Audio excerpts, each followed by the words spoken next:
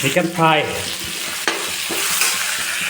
পিঁয়াজ কাটি লৈছোঁ জলকীয়া দুটা আদা নহৰু থেতা লৈ লৈছোঁ আলু এতিয়া বনাই আছোঁ তাত অকণমান জিৰা আৰু ধনিয়া মাংসৰ লগত দি দিয়া হৈছে মাংসটো ফ্ৰাই প্ৰায় হৈ গৈছে এতিয়া কাঁহীত থ'ম এতিয়া কেৰাহী এটাত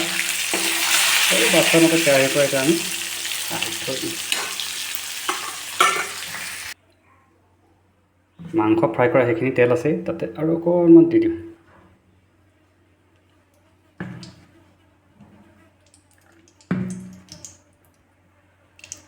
এতিয়া দিম পিঁয়াজ আদা নহৰু কেনেকুৱা হয় চাওকচোন ভিডিঅ'টো এতিয়া কাটি থোৱা পিঁয়াজখিনি আদা নহৰুখিনি দি দিম ভালদৰে এটা ভাজিম পিঁয়াজখিনি ভালদৰে ভাজি থাকিম মাংস পিঁয়াজটো যিমানে ভাজিব সিমানে মাংসটো টেষ্টি হ'ব পূৰা ভাজিব লাগিব ৰগুচাকৈ ভাজি খুব কম মছলা দি বনোৱা হয় অকণমান জিৰা ধনিয়া দিছোঁ জলকীয়া দুটা দিছোঁ আদা নহৰু আৰু পিঁয়াজ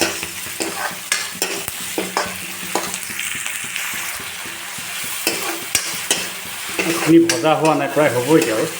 ভাজি আছোঁ ভালদৰে ভাজি এতিয়া ৰঙাকৈ ফ্ৰাই কৰি থোৱা চিকেনখিনি এতিয়া ইয়াত পিঁয়াজৰ লগত দি লগতে আলু কেইটুকুৰ দি দিম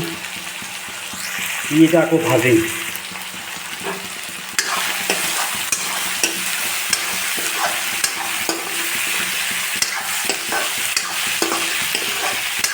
ৰংটো ভালদৰে উঠা নাই যদি জলকীয়া গুড়ি অকণ দিব লাগে অকণমান ৰেড চিলি অকণমান দি দিম লাল মিৰ্চি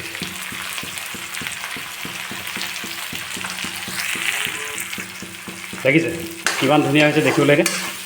খাওঁ খাওঁ লাগিছে নেকি লাগিছেনে খাওঁ খাওঁ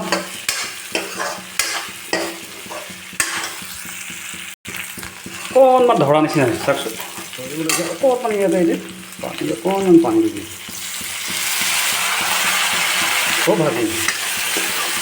ভাজি থাকি ভাজি ভাজি ইয়াক সিজাই পেলাম আমাৰ ঘৰত মানে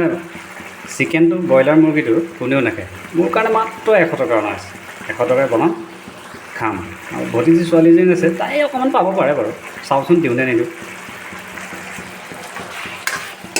এই মাংস হৈ গৈছে আৰু আলু সিজি গ'ল মাংসটো অলৰেডি সিজি গৈছে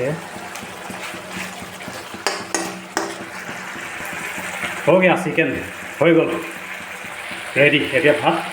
খাম এতিয়া আৰু হৈ গ'ল